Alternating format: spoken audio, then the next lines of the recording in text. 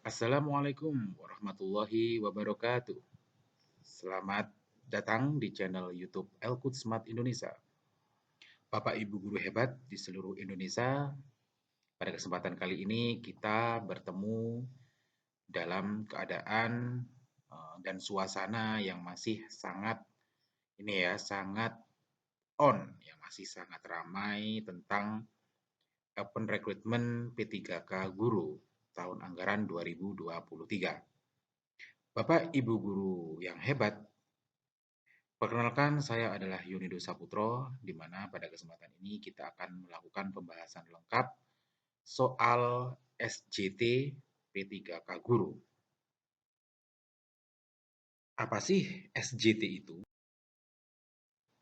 SJT itu sendiri adalah kepanjangan dari Situational Judgment Test, di mana SJT ini adalah merupakan bagian dari soal yang akan diujikan oleh kategori P3 maupun P2. Yang mana selain SJT, Bapak Ibu guru juga akan dihadapkan dengan soal manajerial, sosio-cultural, sama wawancara. Tentunya hal ini berbeda dengan kategori P4 yang umum atau kategori P3K P4, ya istilahnya itu umum karena mereka itu ada manajerial, sosio-cultural, sama teknis dan wawancara. Bedanya adalah kalau P4 atau umum, teknisnya ini sesuai dengan pelajaran yang mereka ampu. Kalau mereka adalah guru sekolah dasar, tentunya ada pedagogik, ada teori-teori belajar, sama perhitungan. Ada juga tentang pelajaran-pelajaran teknis sesuai dengan bidang studinya. Jika mereka adalah guru mapel, misalnya mapel PJOK atau mapel PAI, maka soal yang diujikan teknisnya juga soal-soal dari mapel tersebut. Sama halnya dengan mapel matematika, ataupun IPA, ataupun IPS, tentunya juga ada soal-soal tentang mapel tersebut. Bapak Ibu guru se-Indonesia yang hebat, yang selalu menjadi pahlawan tanpa tanda jasa, adapun tips yang harus Bapak Ibu guru perhatikan ketika mengerjakan situational judgment test, nomor 1, ada soal setuju dan tidak setuju. Ini seperti yang ada di suling jar. Suling jar itu adalah survei lingkungan belajar. Ini kemarin pada saat pelaksanaan ANBK, tentunya Bapak Ibu guru semuanya mengerjakan suling jar. Nah, kurang lebih ada soal seperti itu. Jadi lebih menekankan pada situasi yang ada di sekolah tersebut. Keadaan serta kondisinya seperti apa. Yang kedua, tips yang harus Bapak Ibu ingat, karena soalnya nanti itu ada yang panjang-panjang, usahakan sekali baca langsung menemukan jawabannya. Karena ini nanti berhubungan dengan apabila Bapak Ibu bolak-balik membacanya, maka akan menghabiskan waktu, begitu ya. Kemudian yang ketiga, tidak ada menghitung atau teori belajar di P3 ini ya, karena situational judgment test. Bapak Ibu guru sekalian, usahakan Bapak Ibu guru memanajemen waktu dengan baik dan benar. Karena waktu ini sangat berpengaruh terhadap jawaban Bapak Ibu semuanya. Apabila Bapak Ibu nanti kehabisan waktu, tentunya akan mempengaruhi jawaban di soal-soal yang akhir. Seperti itu. Untuk skor sendiri, itu nanti teknis atau SJT itu ada 90 soal dengan nilai tertinggi 450. Kemudian manajerial dan cultural atau socio-cultural ini itu nanti akan digabung dengan total 45 soal dengan nilai tertinggi 180. Nah, 3 jenis ini dikerjakan dalam waktu 120 menit atau 2 jam. Jadi ada 135 soal yang harus Bapak Ibu guru selesaikan dalam waktu 120 menit. Dengan tambahan di akhir soal ada wawancara 10 soal dengan nilai tertingginya 40 dalam waktu 10 menit. Jadi totalnya ada 130 menit. Agar lebih mempersingkat waktu dan juga Bapak Ibu guru lebih cepat memahami, maka langsung kita bahas saja Bapak Ibu guru ya. Soal nomor 1. Kesempatan untuk menempuh pendidikan lanjut tidak mudah didapatkan. Seandainya Anda mendapatkan kesempatan itu, apakah yang Anda nilai sebagai output yang paling penting? Ingat, dalam setiap soal pasti mengandung kata kunci yang mana itu mengarah pada jawaban yang diharapkan. Dalam soal ini, Bapak Ibu guru bisa melihat ya, bisa kita cari kira-kira apa sih kata kunci dari nomor 1 ini? Tentunya adalah output. Output ini adalah hasil yang kita peroleh ketika kita mengikuti kesempatan pendidikan ini. Yang A, pengembangan wawasan melalui belajar. Yang B, pengembangan jejaring sosial yang bermanfaat kelak bagi pekerjaan. Yang C, peningkatan kecakapan dalam melaksanakan tugas di tempat kerja. Yang D, peningkatan ilmu pengetahuan dan keterampilan sebagai hasil studi lanjut. Yang E, pengembangan diri sebagai guru yang dapat bermanfaat untuk diri dan orang lain. Nah, ingat, karena ini output adalah hasil, maka opsi D ini memiliki skor tertinggi yaitu 5. Nah, terus kira-kira apakah kita menjawab skor 5 di opsi D ini, yang lain ini tidak ada skornya? Tidak seperti itu Bapak Ibu Guru. Ada skor-skor yang lain yang nanti bisa didapatkan oleh Bapak Ibu Guru. Misalnya opsi E, pengembangan diri sebagai guru ini bisa jadi nanti skornya 4. Nah, ada lagi skornya 3, 2, dan 1. Nah, seperti itu Bapak Ibu Guru ya. Kata kunci D tadi itu adalah mengembangkan kompetensi kepribadian. Ingat Bapak Ibu Guru, soal-soal ini mengacu pada 4 kompetensi guru. Yang pertama adalah kepribadian, sosial, pedagogik, dan profesional. Nah, lanjut kita ke soal nomor 2. Nah, Bapak Ibu Guru, untuk soal nomor 2, di sekolah tempat Anda bekerja, Anda sering berinteraksi dengan rekan guru lainnya. Suatu ketika, salah satu rekan guru Anda menjadi topik perbincangan antara guru-guru lain di sekolah tersebut. Karena guru tersebut tidak memberikan nilai yang sesuai dengan kemampuan yang dimiliki oleh siswa. Menyikapi hal tersebut, apa yang Anda lakukan pada rekan Anda? Yang A, mendiamkan hal tersebut karena urusan masing-masing. Jadi kalau opsi A ini tentunya ini menggambarkan sebagai guru yang acuh tak acuh. Ini pasti poinnya adalah 1. Opsi B, menyampaikan pada wakak kesiswaan dan kurikulum agar tidak terjadi kesalahpahaman. Yang C, menyampaikan secara langsung tanpa basa-basi. Yang D, menyampaikan dengan baik-baik dengan guru-guru lainnya. Opsi E, membicarakan permasalahan ini secara baik-baik saat saya dan rekan guru tersebut ngobrol dan sharing santai. Tentunya opsi E ini memiliki jawaban dengan nilai yang paling besar yaitu 5. Begitu. Opsi ini dengan jawaban E tentunya karena tadi soalnya mengandung kompetensi kepribadian, yang mana itu merupakan sikap kita terhadap sebuah fenomena atau kejadian yang terjadi di sekolah-sekolah tertentu, atau ketika kita menghadapi situasi tertentu. Soal nomor 3. Siswa-siswi peserta Olimpiade Sains Nasional atau OSN dari sekolah Anda gagal meraih skor tinggi dalam uji coba OSN. Sebagai pendamping OSN, apa yang Anda lakukan?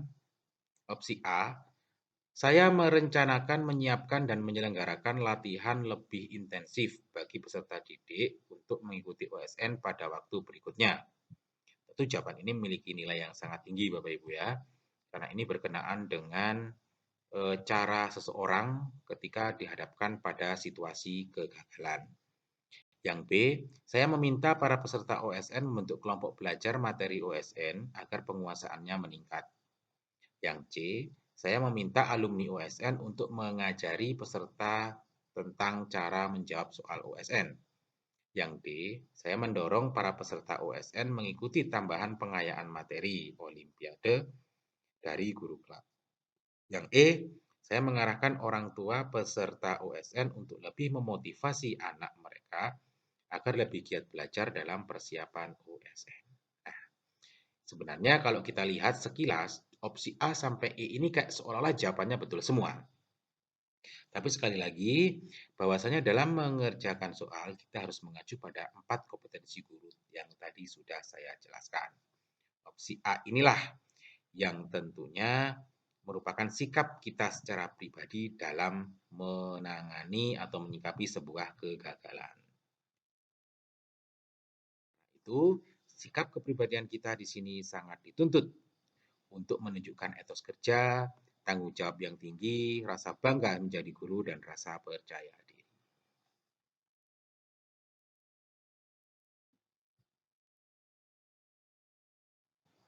Baik Bapak Ibu guru yang hebat di seluruh Indonesia, kita lanjut ke soal nomor 4. Tetangga Anda memiliki anak yang menyandang penyakit genetik atau kakinya cacat sebelah, sehingga jalannya agak pincang. Ketika menginjak usia remaja, anak itu mulai tidak percaya diri karena tidak kuat dibully oleh temannya. Tragisnya, anak tersebut tidak naik kelas, sehingga mogok dan tidak mau melanjutkan sekolah. Meskipun Anda bukan guru dari anak tersebut, apa yang Anda lakukan? Opsi A, menasehati orang tuanya untuk membujuk anak tersebut supaya mau sekolah lagi. Opsi B, menasehati orang tuanya untuk mendaftarkan anaknya homeschooling. Opsi C, menyarankan melakukan konsultasi pada anak tersebut agar lebih percaya diri dan mau sekolah lagi untuk masa depannya. Opsi D, mendatangi sekolah anak tersebut agar gurunya mengajak anak tersebut sekolah lagi. Opsi E, menyarankan kepala sekolah anak tersebut agar menghentikan budaya bully. Opsi C ini memiliki nilai tertinggi karena dari kegiatan ini, dari soal yang ada di nomor 4 ini, masalahnya adalah bagaimana cara kita sebagai orang yang bukan gurunya untuk menyikapi hal tersebut. Jadi, menyarankan melakukan konsultasi pada anak tersebut agar lebih percaya diri dan mau sekolah lagi untuk masa depannya. Termasuk ranah dari kemampuan sosial kita untuk bisa berhubungan atau untuk memiliki rasa efektif, rasa simpatik, rasa empatik, ya. Kemudian bagaimana cara kita berkomunikasi secara efektif kepada orang lain. Dalam hal ini kan cara kita mengkomunikasikan yaitu memberikan saran secara santun kepada masyarakat atau orang tua.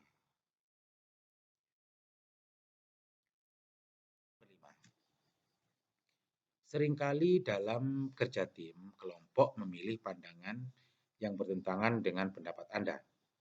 Pernyataan yang paling menggambarkan reaksi Anda adalah, jadi kalau ada individu dalam sebuah tim tersebut itu kayak pandangannya berbeda dengan kita, kira-kira bagaimana sikap kita? Yang A, keluar dari kelompok karena saya tidak bisa menerima keputusan yang bertentangan dengan keyakinan. Wah, ini terlalu langsung kita ambil keputusan gitu ya. Langsung keluar, ini sangat tidak disarankan ya. Yang B, tetap bergabung dengan kelompok namun diam-diam mengharapkan kelompok tersebut gagal menjalankan apa yang diputuskan. Nah, ini juga termasuk sesuatu yang sifatnya negatif. Yang C, tetap bergabung dengan kelompok namun mengikuti semua kegiatan dengan sepenuh hati. Ini juga terkesan jawabannya ini betul ya. Kemudian yang opsi D, menerima keputusan kelompok apa adanya, namun tetap bersikap kritis terhadap keputusan yang diambil. Opsi E, menerima sepenuhnya keputusan kelompok, dan melakukan introspeksi bila ada pandangan pribadi yang keliru. Opsi inilah yang memiliki nilai paling besar, yaitu nilainya 5. Kenapa demikian? Karena selain kita mengikuti hasil dari kesepakatan kelompok, di sini kita juga membuka diri untuk selalu menerima kritikan, masukan yang mana apabila memang kita memiliki kekurangan atau kesalahan dan keliru sebagai individu. Nah, seperti itu Bapak Ibu. Lanjut ke soal selanjutnya. Ini masih kuncinya yang tadi ya, yang jawabannya E, yaitu kompetensi sosial yang tadi ya. Nah, karena harus berkomunikasi secara efektif tadi itu dalam kelompok dan dalam posisi kita sebagai individu.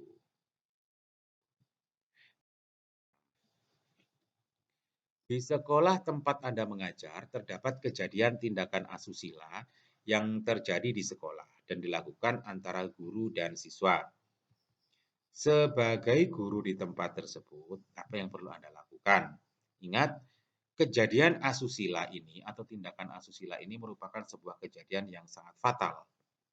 Yang mana siswa itu sendiri kan masih dilindungi oleh undang-undang ya. Jadi siswa itu masih di bawah Undang-Undang Perlindungan Anak. Kira-kira apa yang kita lakukan sebagai guru? A.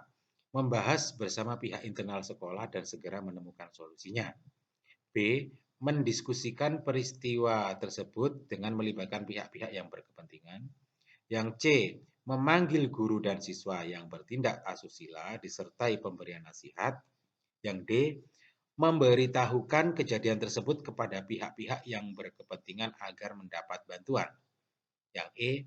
Membiarkan peristiwa tersebut menghilang secara alamiah agar tidak memalukan sekolah. Nah, ini pasti nilai skornya 1 karena ini sesuatu yang sifatnya tidak menunjukkan kredibilitas kita sebagai guru. Opsi yang memiliki nilai paling tinggi di sini tentunya adalah opsi A. Kenapa demikian? Ingat Bapak Ibu guru, sebagaimana yang sudah saya jelaskan di atas, bahwa ini adalah tindakan asusila.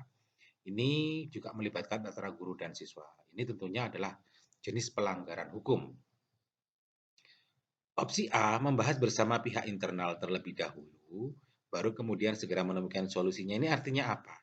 Hal ini kejadian di suatu lembaga yang mana ini nanti nama baik lembaga juga dijunjung bersama-sama. Jadi harus ada pembahasan bersama pihak internal terlebih dahulu.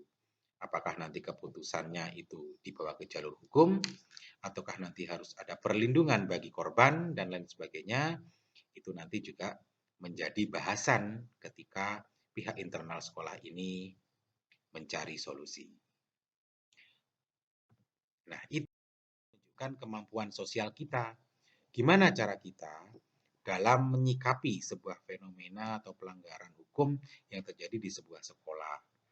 Jadi hubungan kita dengan sesama guru, dengan stakeholder baik kepala sekolah ataupun komite juga menjadi kunci keberhasilan kita dalam menyikapi sebuah kejadian-kejadian di pelanggaran hukum atau pelanggaran perdata yang terjadi di sebuah institusi pendidikan yaitu sekolah. Soal nomor 7. Dalam diskusi kelompok, saya biasanya dikenal sebagai individu yang, nah ini berarti kita disuruh menggambarkan diri kita Bapak Ibu ya. A. Sulit menerima pendapat orang lain yang kurang logis. B. Mengikuti semua pendapat orang lain agar tidak terjadi konflik. Ini jadi kita tidak punya pendirian ya. Yang C. Membutuhkan waktu lama untuk meyakinkan saya sebelum menerima pendapat orang lain. Jadi ini tipe-tipe pemikir ya. Yang D. Dapat menerima pendapat orang lain asalkan tidak terlalu bertentangan dengan pendapat saya. Yang E. Mampu memahami perbedaan dalam pendapat. Tentunya opsi E ini memiliki nilai yang paling tinggi. Jadi kita itu diharapkan dapat menjadi pribadi yang bisa menerima berbagai macam pendapat serta menghargainya. Ingat Bapak Ibu bahwasanya dalam sebuah lembaga ataupun kelompok pasti terdiri dari berbagai macam karakter yang berbeda-beda pula.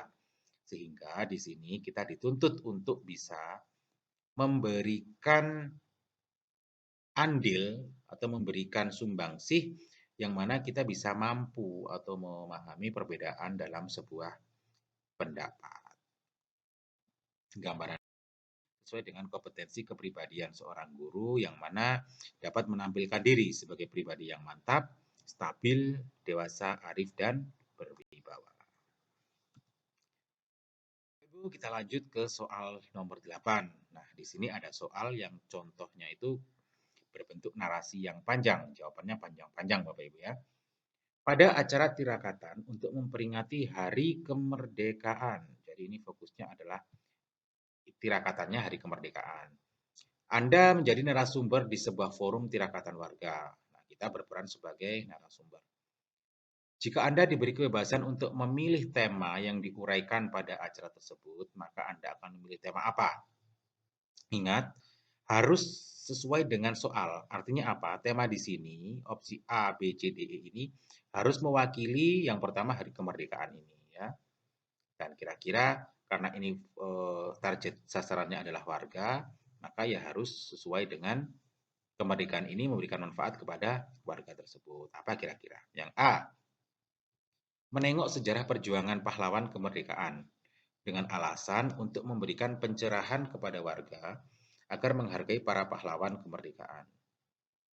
B, tegakkan hukum menuju Indonesia Jaya dengan alasannya persoalan bangsa Indonesia terutama budaya korupsi lebih banyak disebabkan karena lemahnya penegakan hukum. Nah ini sebenarnya nggak ada masalah ya tema B ini, cuma ini nggak relate ke kemerdekaan. Yang C, kesadaran hukum dalam mengisi kemerdekaan dengan alasan agar warga memiliki kesadaran untuk menegakkan hukum dalam mengisi kemerdekaan. Nah, opsi ini memiliki nilai yang paling besar yaitu 5. Kenapa? Ini juga sama-sama temanya relate untuk kemerdekaan serta ini juga warganya ini digugah kesadarannya pada saat mengisi kemerdekaan. Nah, seperti itu Bapak Ibu ya. Baik Bapak Ibu guru yang hebat semuanya, soal nomor 8 ini adalah kompetensi sosial. Kenapa demikian? Karena soal ini tentunya menggambarkan cara kita berhubungan dengan warga. Terlebih-lebih kita itu sebagai seorang narasumber. Artinya apa? Kita harus mampu berkomunikasi secara efektif, memiliki sifat empatik dan santun dengan sesama pendidik, tenaga pendidikan, orang tua, atau masyarakat. Nah, seperti itu Bapak Ibu. Baiklah Bapak Ibu, semangat semuanya yang dari Sabang sampai Merauke. Untuk soal nomor 9, terdapat 5 kriteria penilaian teman sejawat, yaitu kejujuran, kedisiplinan, integritas, tanggung jawab, dan penampilan. Agar penilaian terhadap teman sejawat yang Anda lakukan secara objektif, maka yang dilakukan adalah, ingat, di soal ini sudah ada kata objektif, artinya harus kita tidak memiliki kecenderungan untuk milih sana sini, harus benar-benar sesuai dengan kriterianya. Di sini kriterianya tadi ada 5 ya. Kejujuran, kedisiplinan, integritas, tanggung jawab, dan penampilan. Kira-kira apa opsi yang benar untuk soal tersebut? A.